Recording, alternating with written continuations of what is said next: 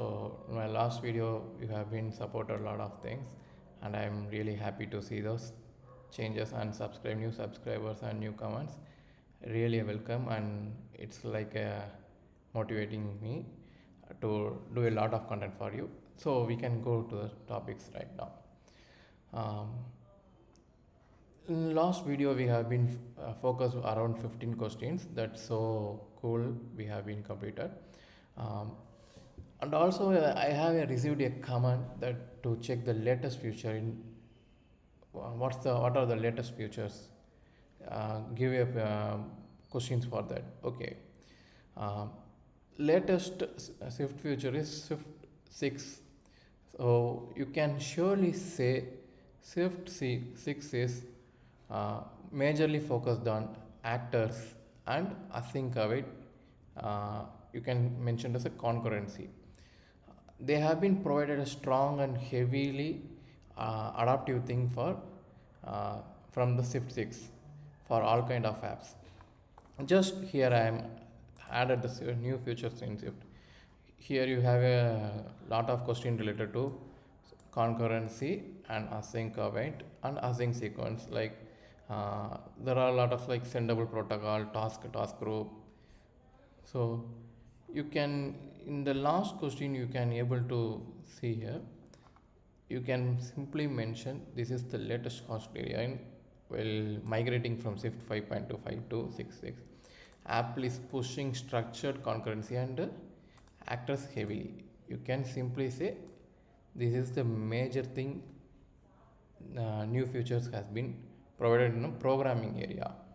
Okay, other than Swift programming, there are a lot of frameworks has been included like Pencil Kit, Alarm Kit, and some of the previous frameworks like Scene Kits has been deprecated, and um, they have been provided a Reality Kit, and lots of updates in SwiftUI. That's so cool and very interesting. Okay, I'm just jumping to the points before going to the iOS intro question. Um, there are a lot of things you need to know. Oops concepts basically that gives you a lot of detailing ideas how the all kind of languages has been similar to each other. Example, Java has been mentioned with the abstraction, but in Swift, what you call been abstraction, they have been providing interface keyword. What is in Swift? So there are a lot of variation in the keywords, but it works in a similar way, and there is a little bit changes in syntax also. Swift has been mentioned that it has been better. It runs better than a Python programming. Uh, Really, I don't know whether it's working better than that. Okay, let's go to the topic. Now we can go to the topic in Swift UI. Okay, Swift UI. It's a really cool thing. Cool thing. You need to understand. Uh, what's the difference between a state and state object? So here you have been able to see object. Okay, it doesn't represent any object. You can easily say that it's a state refers to the any variable or any basic kind of things that is value or anything that's represent the state, local state inside a view. That's the thing. But state object, it represents to the object refers to the classes or any other um, reference types. Like you can mention also holding areas like enum or little bit actors you can mention. So it's based on that how we have been using. So this is the major thing. And observed object, this is so cooling here. um, SwiftUI has been lot of updates and it's also easier to understand. Okay, observed object, it to we want to observe a view model. Example, if we have been returning a model class for a user or any kind of data, we can need to mention it with the observed object. So once the data has been updated means it will be published to all kind of users who have been using the accessing the changes. That's the observed object, and the published will be used in the observed object inside the protocol of class. So this is the cool thing, observable object and published. This is like a, you can able to see it automatically notifies subscriber like when the value changes. So when you have not used the publish means when you change the object, it will be not notified to the observable object to the class. So when you are trying to change a value inside the class means it need to be observable, and also that variable need to be published. That's the main thing. This is the cool thing I have ever seen. uh, in previous days we used the info plist file or some other thing, like we need to access the environment variables in a different manner. But here it's really a cool thing with the simple keyword at environment. In Swift, we need to use like a environment object dot key dot value, and we need to do a optional binding. But here that it doesn't need anything. And also environment object. What's the environment object? So when we are trying to use a like a local variable or a um, creating a um, object that need to be accessed with the multiple views, and the data need to be accessed in a multiple area.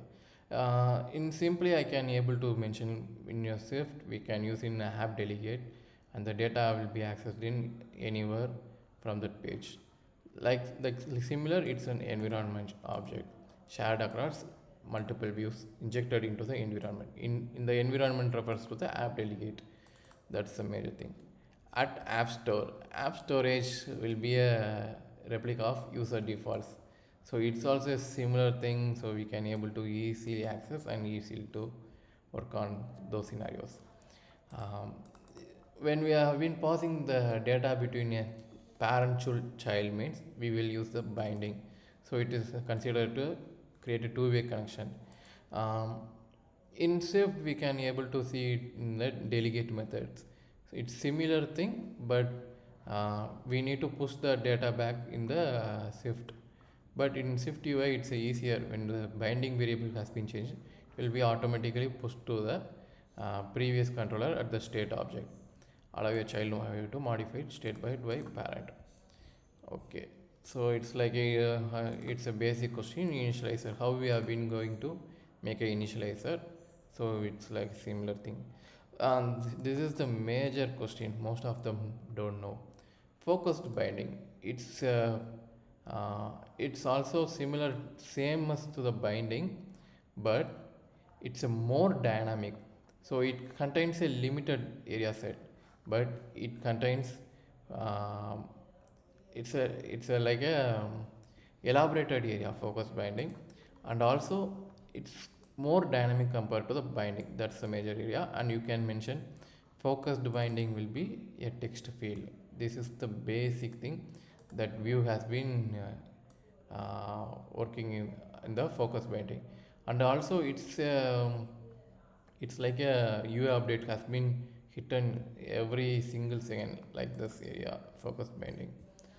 And simple questions like gesture state, so you can able to say swipe in, swipe out, push up, multiple fingers. That's the area thing. It's a gesture state mentioning. And UI application delegate adapter. It's like when we have been, let's say you integrate an app delegate into SwiftUI apps. So mostly we don't use this app delegate in SwiftUI apps. When we connecting to the Swift and SwiftUI, we will use this as a mandatory. So you don't need to worry about this. What are view modifiers? So this is the cool thing. In SwiftUI, every time we need to, when we change the text style or font, or it need to be sizing, it means you need to do a constraint and change. But in SwiftUI you can able to do the easiest thing, that's a modifier. Modifier will be like if I am using a text field, text field we can provide a empty value, or we can able to do binding the value, and provide a, and what are the types we can able to implement, like we can simply click make the padding, we can able to add a additional square or box inside the text field. So a lot of the things will be mentioned here.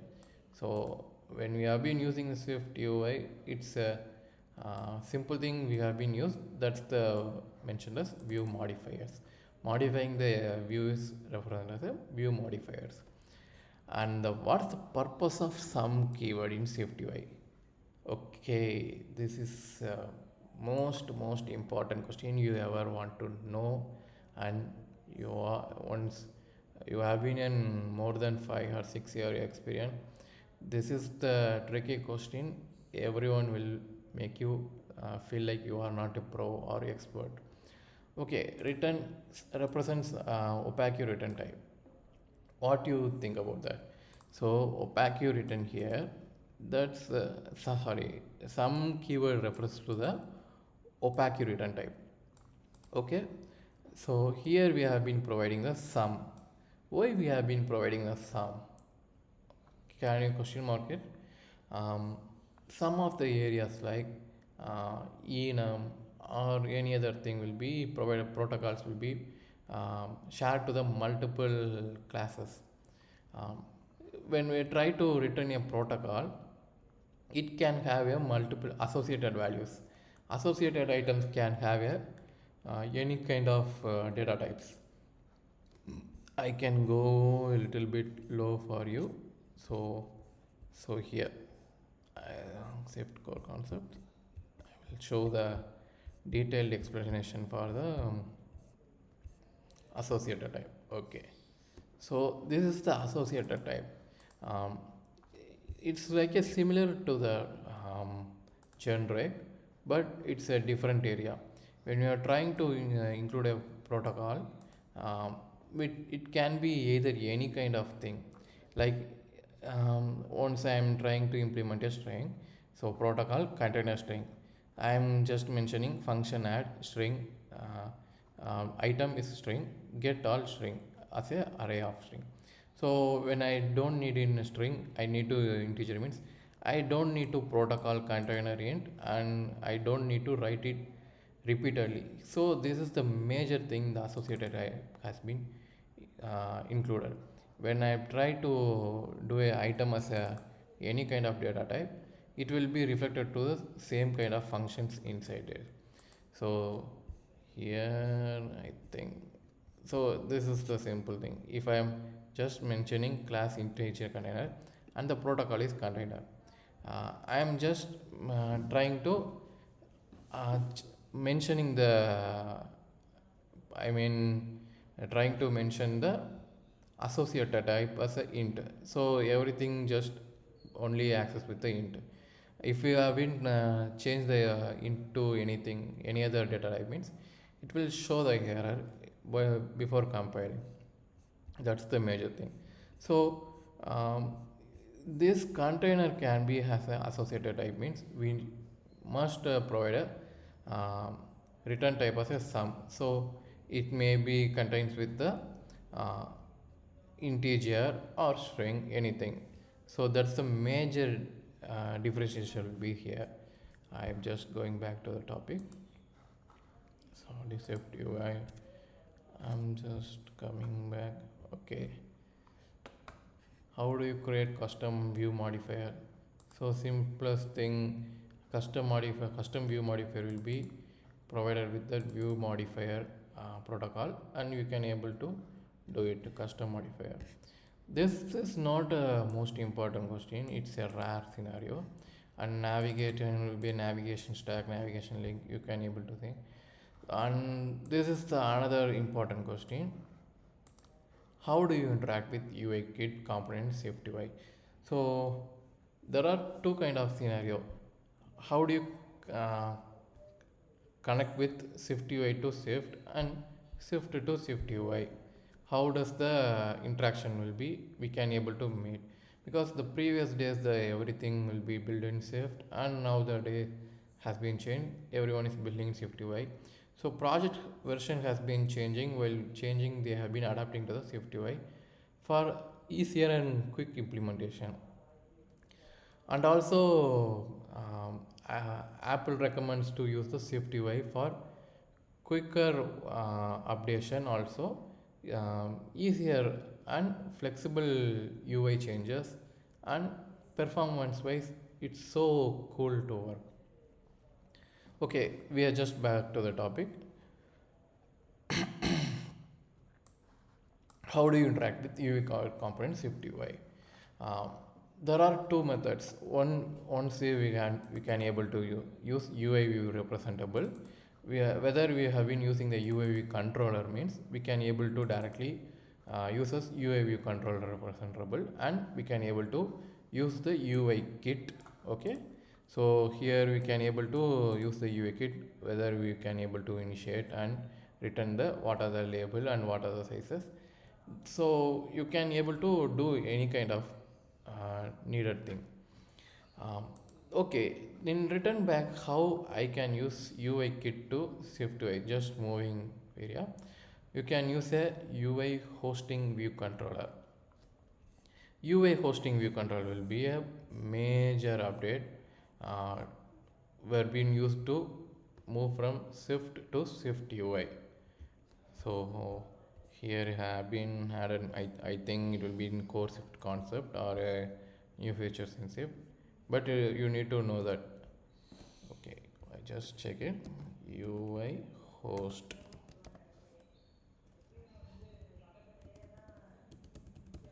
Okay, it's not been added. I will add it in the question. Okay, guys.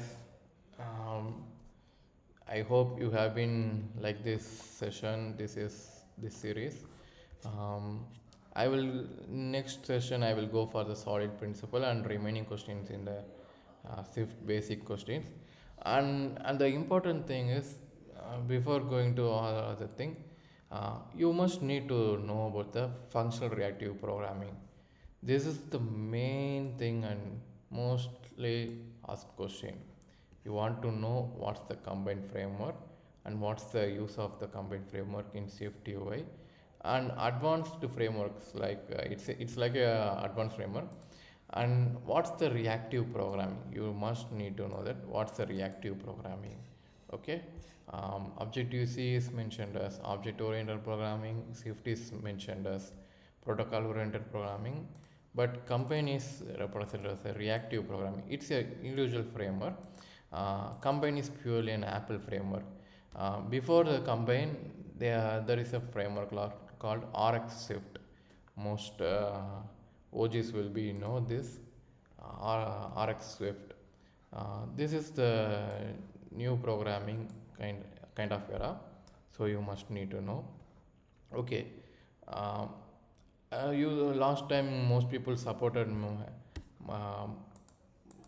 my GitHub. I really thanks to them, and I will be add those new kind of questions will be in a new PDF, and will be change the new kind this PDF into an updated way. Kindly support this. Um, you can also make a pull request and raise a question or do a comments here. Uh, I will check out those areas. Okay, that's cool. Okay, if you really like my pages and interested on next upcoming topics, just click my LinkedIn page and do a subscribe for me. Sorry, do a connection with me. I will be connect with you. And also I'm doing lots of projects for clients. If you are interested, just ping me in LinkedIn and connect with me. I hope you have been understand. Thank you for all peoples who have been subscribed my channel, and I am requesting you to subscribe my channel and support me, and give your valuable feedback, whatever it's plus or minus. I'm ready to move on to the next level. I'm and also thankful for everyone. Thank you. Bye.